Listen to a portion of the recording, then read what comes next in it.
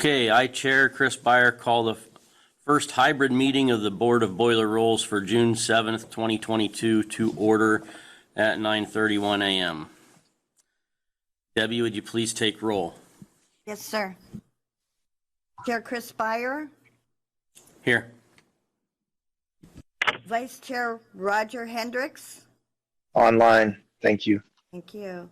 Blake Alexander is excused. Jason Anderson.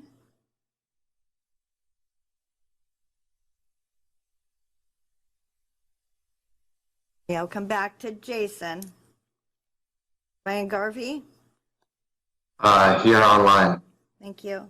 Patrick Lamb. Here. Paul Langley. Here online. Curtis Martin. Here online. Jason Anderson.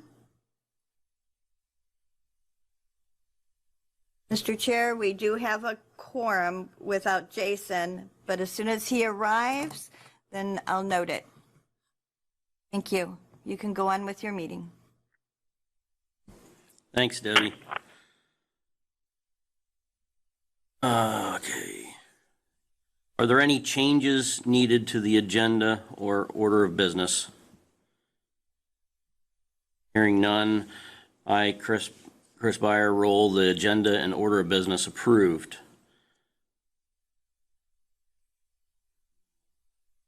Or roll the draft minutes of March. Are there any changes to the draft minutes? Hearing none, I roll them final for March 1st, 2022. Our next scheduled meeting is September 13th, 2022. It's on a holiday schedule. Okay, do we have the manager, Todd Smith, to introduce?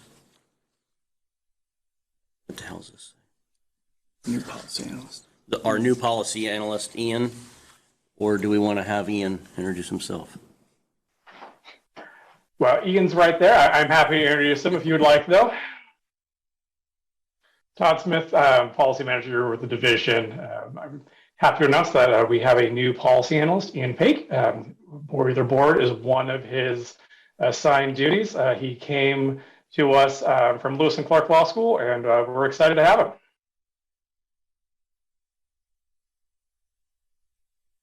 Thank you, Todd. Nice to meet you all virtually. Well, I'm happy to have you, Ian. You have some big shoes to fill. Anyhow, moving on, here's your first chance to speak to the policy. Any public comment to address? Thank you, Mr. Chair. Good morning. Ian Paik, policy analyst with the division. We have not received any requests for general public comment. I would like to leave the line open for just a moment in case there is someone virtually that would like to provide general public comment to the board. Thank you, Mr. Chair. There are no general public comments. Thank you, Ian. Okay, moving on. Tom, would you like to give us the boiler program update? Certainly. Thank you, Mr. Chair. For those online, my name is Tom Clark. I'm the Chief Boiler Inspector with the division. So I've got a couple things I'd like to go over with you all today. Let's start with some disappointing news. We still have 2 vacancies, the same inspector vacancies that we had the last time that we met. Unfortunately, we've had a lot of difficulty finding qualified applicants. The recruitments are currently closed while we are working on a few different recruitment strategies. Those are currently under internal review, and we're hoping to move forward with one or more of those strategies sometime in the near future. If anyone viewing this meeting or anyone you know that may be interested would like to discuss these positions, please feel free to reach out to me or direct people to reach out to me. Next item I'd like to discuss is the overdue reports that we have provided to board members. Numbers are kind of stagnating a little bit. If you take a look at in March, the state was at 12% and the insurance industry was at an average of 18%. In April, both those numbers dropped by 1%, so the state was at 11 and insurance was at 17. And now we've both jumped back up. The state is up to 14% and insurance has jumped to 19%, only a gain of 2% there. I think some of that can be due to the warmer weather, making it harder to inspect some boilers on the state's end. Some of that is due to staffing issues with the 2 vacant positions. We'll continue to watch trends, but I'm hoping that we can start getting a lot of pressure vessels knocked out over the summer and see some of those numbers come back down. The next item I would like to talk about, unfortunately, is accidents. I have 3 issues in that regard to discuss with the board. One, I know you are all waiting on a report from. That would be the accident in Hermiston that we briefly touched on at our last meeting. So I have an update for you. Unfortunately, I don't have a solid conclusion because there isn't one yet, but I will walk you through kind of the general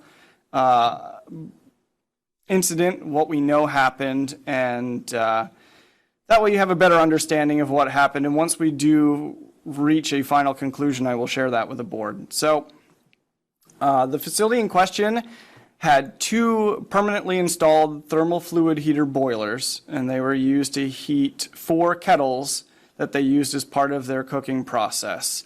Late last year, one of the thermal fluid boilers was taken out of service for repairs, and this caused the owner to reach out to a company to rent a temporary unit from out of state.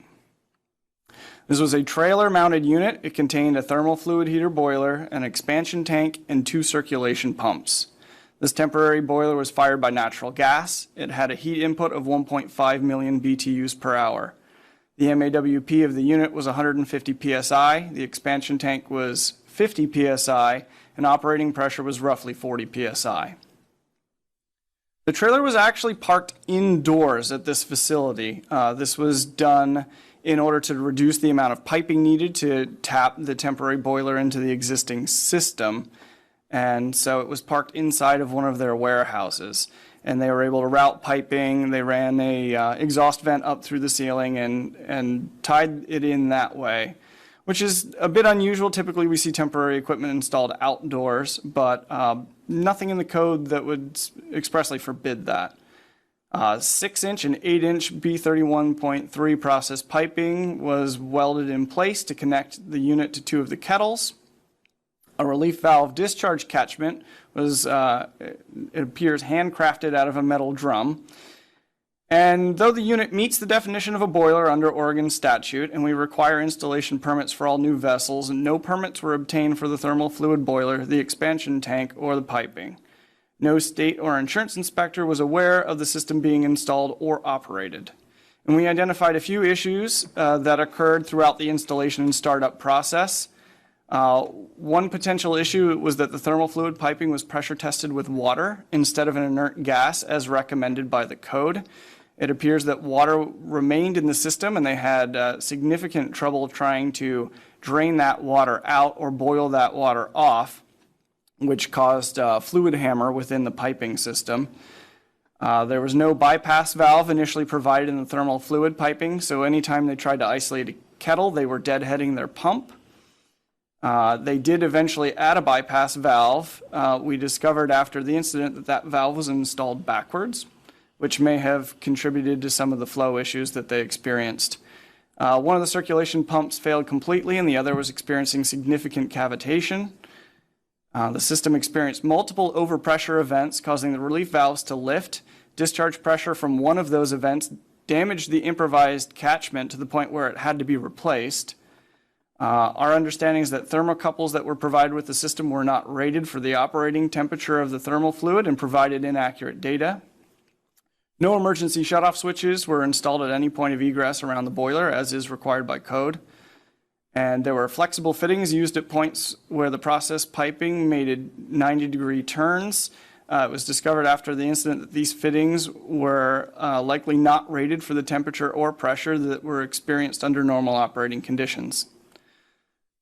So while the investigation has not yet positively confirmed a source, we do believe that thermal fluid leaked from the system on the day of the event. It created a cloud of vaporized fluid that connected with an unknown ignition source and combusted, We believe this created a pressure wave and a rolling fireball, which was described by witnesses as being like napalm. The mechanical kettle room immediately filled with thick black smoke, and it impeded the evacuation of 3 people who were in the room at the time. Luckily, while there were a few injuries, no one was killed. Because no emergency shutoff switches had been provided, the boiler was only able to be shut off by shutting an exterior gas valve after evacuation. The building was burned, about 3/4 of the building was destroyed by the fire. The facility is unusable, and they're no longer able to produce at that location. So the investigation continues. We will let you know when we have determined a positive source, and we will have a report available once that determination has been made. 2 other incidents I want to talk about. Luckily, neither were quite as serious as the one in Hermiston. We had a dry fire of a boiler in the Gresham area. This was caused by a low water cutout failure on a new water tube boiler, actually. The boiler had only been in place for about 6 months. This failure caused tube failure and pretty excessive damage to the boiler casing and the exhaust vent. We believe this was caused by excessive buildup in the float chamber. The float chamber was so clogged with debris that the low water cutoff floats were unable to move and unable to trip out the boiler in a low water condition. This is probably caused by a combination of water chemistry issues and inadequate blowdowns performed by the owner-operator. Second incident, another dry fire occurred in the Portland area. It was a low water cutout failure on an existing Scotch Marine fire tube boiler. This caused warping and sagging of the tubes. In fact, some of the tubes even disconnected from the tube sheet. We believe this was caused by an electrical malfunction in either the low water cutout circuit or in the main controller board. We haven't been able to positively identify what directly caused this issue, as the boiler, the low water cutouts, the drain, piping, everything was spotless. We saw no reason for a mechanical failure. So that's it on accidents. And then the last thing I'd like to touch on is our continuing education committee. So first I want to make sure the board is aware that we do not have a recommendation from the CE committee at this time. There will not be a late submission, as was previously indicated. And because of that, I want to take a minute just to kind of discuss the CE committee with the board. So as most of you are aware, the board delegates the task of thoroughly reviewing continuing education courses and instructors to the CE committee. So they will look through submitted plans for courses and look through the credentials of instructors to make sure that they meet all the requirements and are appropriate for our license holders. The committee is made up of board members and volunteers who are not otherwise affiliated with the board. We really appreciate their help and their volunteer work and the time that they commit, and we're hoping that we can work with them to find better ways to support them. I know we've had some issues in the past with timeliness and getting data to them and getting a consensus back from them. So we're working on developing some procedures, and we'll be discussing that with the group. Another thing we would like to entertain is adding new team members to the CE committee, where you're hoping that maybe having a larger group of participation will help improve the process. So if anyone is interested in participating with that group, please reach out to Ian or myself if you have questions, and we'll help get you to the right place. So with that, unless there are any other questions, I'll turn it back over to you, Mr. Chair. Thank you, Tom. Hearing no questions for you, let's move on. Clay Rhodes, would you like to come and speak to your letter?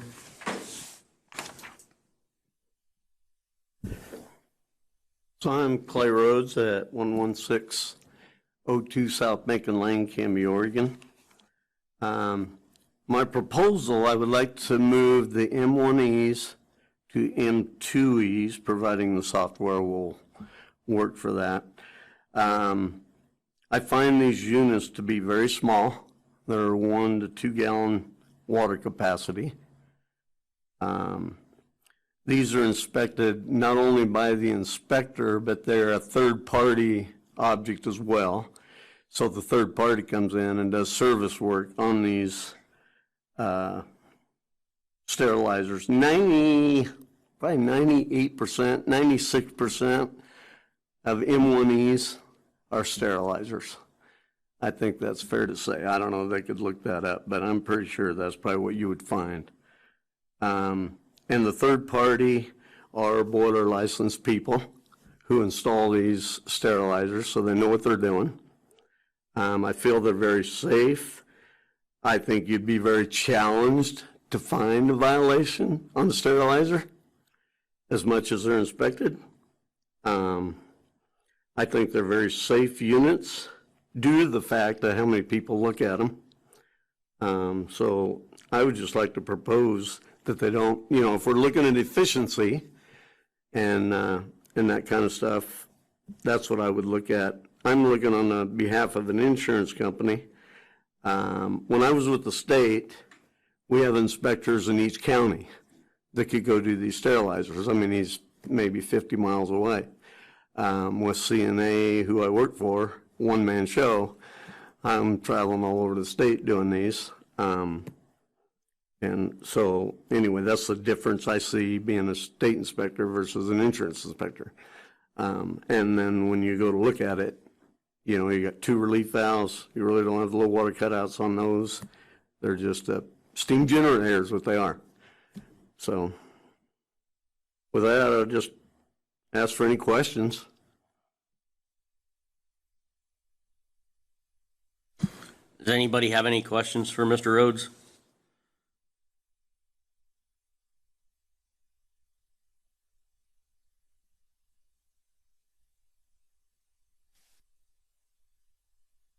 Through the chair, Mr. Rhodes, just out of curiosity, I know that you said that these are small vessels.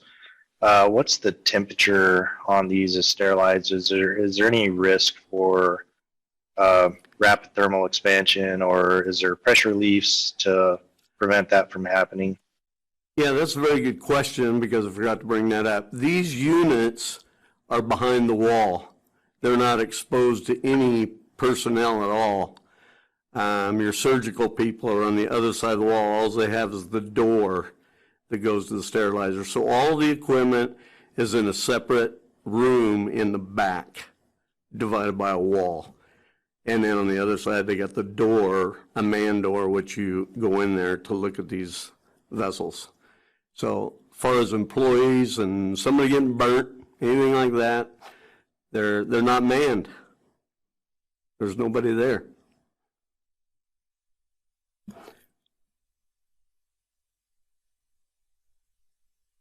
Yeah, so the only thing that the staff or whoever's using this is accessing is like a little cabinet, correct? Yes, Where yes, they sir. put their tools and the steam sterilizes them. They open a stainless steel door and they put their utensils, operating utensils in there, and they shut the door and they hit the switch and turn it on and go. Thank you. Any other questions for Mr. Rhodes? Yeah, this is Pat Lamb through the chair.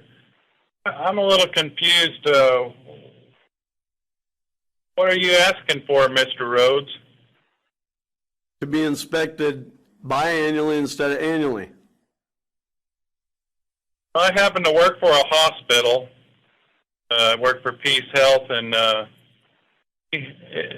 about 4 or 5 years ago, Boiler Board had a meeting, and it was an incident that happened in Florence Hospital, and there was a bunch of stuff wrong, and they had steam venting all over the rooms, and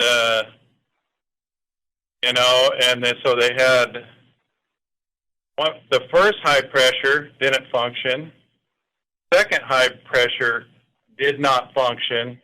It popped the safety valves, and it wasn't properly vented out of the room, and it was a big deal. Well, I don't no, work for that hospital over there, but it was there should be records of this at boiler board meeting records years back, but I don't know if I agree with stretching that out. I think there should be trained eyes on that. So a little bit more. Clay Rose. That's all I got. Clay Rose through the chair. Well, there is a lot of eyes on that. When we're talking safety, you should go by violations. And that is true. These relief valves are relieved in that room. They're not vented up 3, 4, 5 floors to the roof. These little sterilizers are not. They're right there to the floor drain in the steam room. I'm just looking at safety and violations. I don't think an M1E is justified for an annual inspection, plus third party who are licensed boiler people. I think they're thoroughly looked at. Well, that's another thing we had going on too. We had AMSCO sterilizers trying to get people from California that didn't have a license in Oregon to install them, and that was another big deal. So I'm not so sure everybody that's working on them even has a license, to tell you the truth.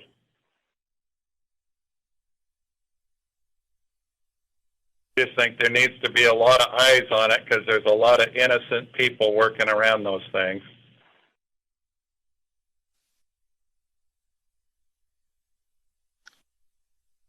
If I may, through the chair, this is Roger Hendricks. Patrick, I do recall that meeting. It's kind of fuzzy, the details, but I remember a key point of that is the unlicensed people coming in from out of state. So thanks for bringing that up. It kind of hits home because I have to work on those sterile. I haven't done it for over a decade now. I'm kind of just out in their central utility plant now, but they expected staff personnel, and I've worked for 4 different hospital chains with very little training, if no training, to be checking the safeties as part of a preventive maintenance process. In fact, for a long time, they didn't bring anybody.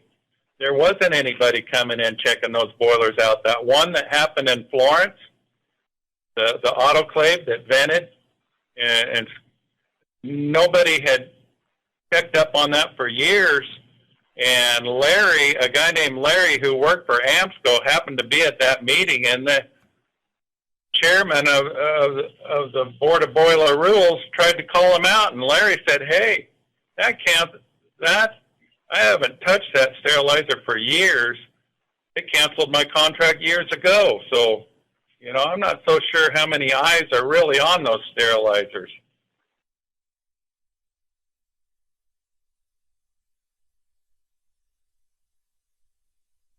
So to be changing the rules at this point and going every 2 years, I don't see how that's going to improve anything.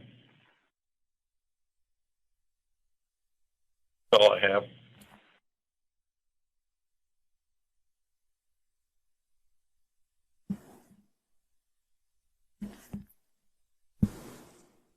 Thank you. Any further questions or comments?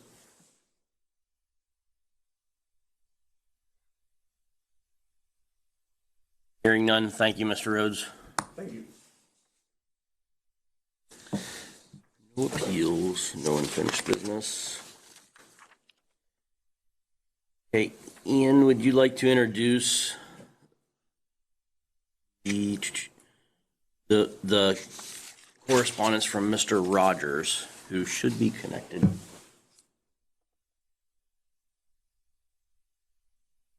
Yes, sir. Yes, sir, Mr. Chairman. My name is Daryl Rogers. I'm not very familiar with the Zoom practice. I'm going to mute myself. I would like to get clarification that you are hearing me. This is Daryl Rogers. Thank you, Daryl. Thank you, Mr. Chair. Ian Paik, Policy Analyst with the Division. The Division received a board review request from Mr. Daryl Jude Rogers. His letter is included in your board packet. This request will require a motion. Chief Clark is also here and available to answer any questions or concerns. Mr. Rogers, would you like to speak further on your agenda item?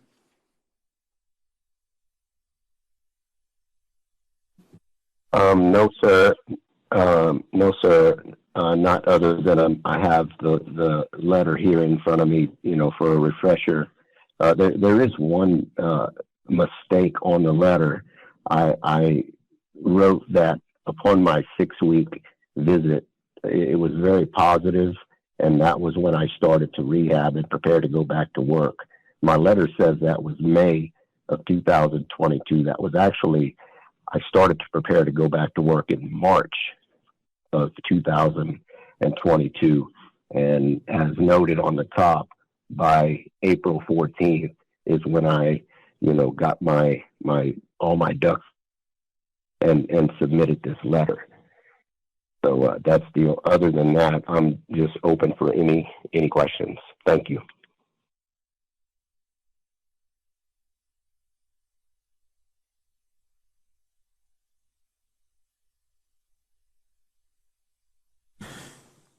Does anybody have any questions or discussion?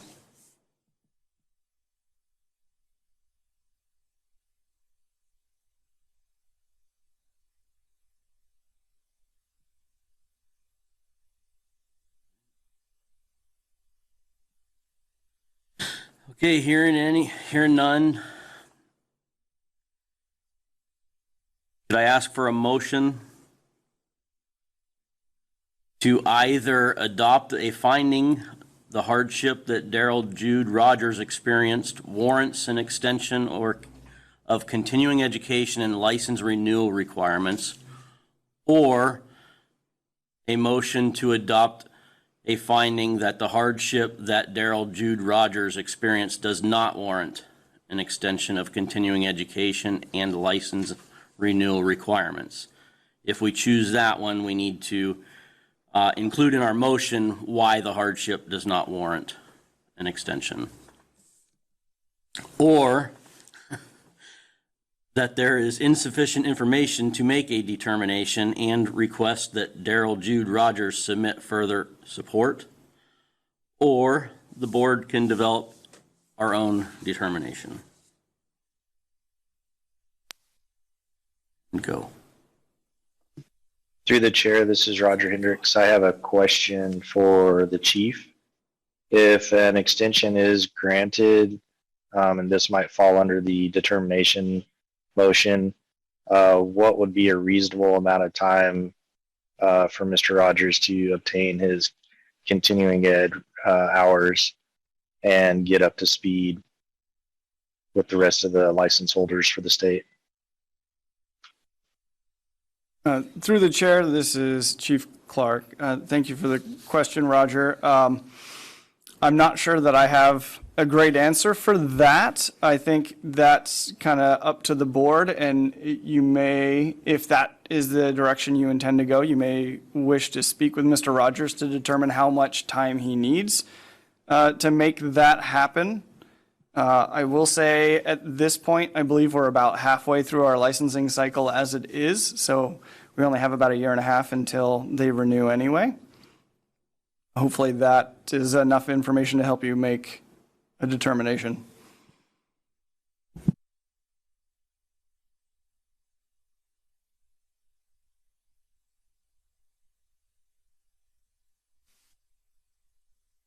So through the chair, this is Roger Hendricks. So if I may ask Mr. Rogers, would he be able to quote unquote knock this training out of the park? Are you short all 24 hours? I don't recall from the letter. Are you just shy 8 hours? And what's your path of resolution if we were to grant your extension?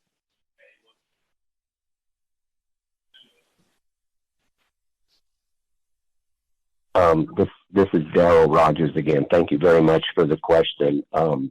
my full intent is to maintain this license that was so very important for me to get here when I became a resident here. And although I'm not very expertise type in my own networking, I do know how to find sources. And as soon as I am afforded the opportunity, as early as today, certainly in the next two, I will search whatever continuing education opportunities are available to me, and I will immediately incorporate them into my efforts. I am going to need all of them, but for me and my efforts, whether it's 8 or 24, it's just simply a goal that I will make immediately and complete that goal in the quickest time available, or the quickest time that it can be done. So thank you very much.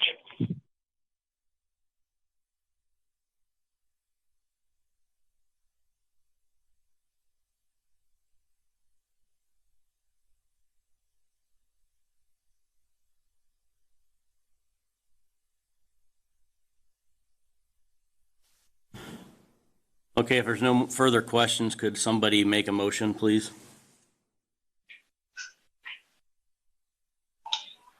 Through the chair, this is Roger Hendricks. I'm willing to make a motion, possibly an amended motion. So I'd like to move to adopt finding that the hardship that Daryl Jude Rogers experienced warrants an extension of continuing education and license renewal requirements, with the caveat that he completes these requirements in no more than 6 months to satisfy the state and the education requirements.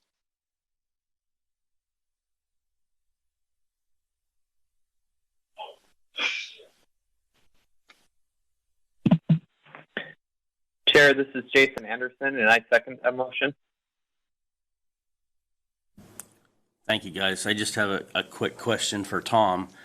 Is this something that the state can even track? Thanks for that question. This is Tom Clark, Boiler Chief again. Do we have any of our licensing staff on this call? I'm not sure that I can answer this question.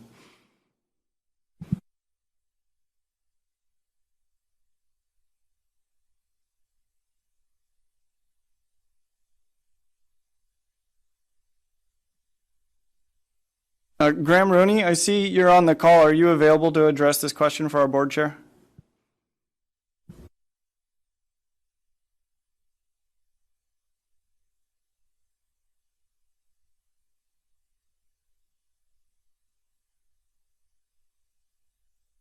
Okay, not hearing a response, Mr. Chair. I do believe that we can track this. We can make sure our licensing coordinators are aware of the stipulations in the boiler board, and they can make sure that Mr. Rogers submits all the necessary documentation and payment within the specified time frame that you set. Unless anyone wants to jump in, correct me, I believe that we can take care of all this. Through the chair, I'm Todd Smith with the division. I do see Graham here. I'm not sure if he's having technical difficulties or not. I just wanted to agree with Tom. I do believe that is something that we can track on the division side if this is the path the board wants to go.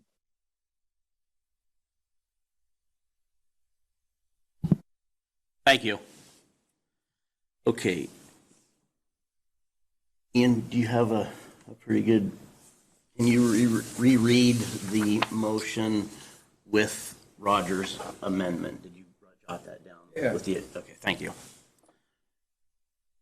Ian Paik, Policy Analyst with the Division. Just repeating for Mr. Chair, the motion to adopt a finding that the hardship that Daryl Jude Rogers experienced warrants an extension of continuing education and license renewal requirements so long as they are completed within 6 months before December 7th, 2022. Thank you. Okay, we already have a second on that. Debbie, would you please take a roll call vote? Yes, sir. Jason Anderson, Aye. Brian Garvey, Aye. Patrick Lamb, Aye. Paul Langley, Aye. Curtis Martin, Aye.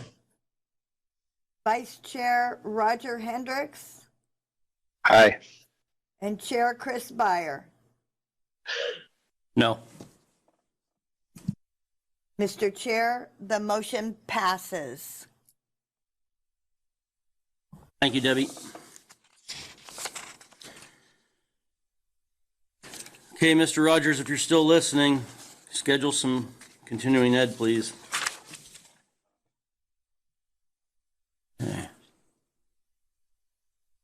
Yes, sir. Yes, sir. Thank you, Mr. Chairman, men and women involved. Thank you very, very much. I will contact Miss Debbie, I believe at this point is my contact. I will contact her no later than close of business tomorrow and inform her of the plan and the class and everything that I need to do to make this happen. Thank you very, very much. Thank you. Okay, we already addressed the continuing ed. There's no announcements.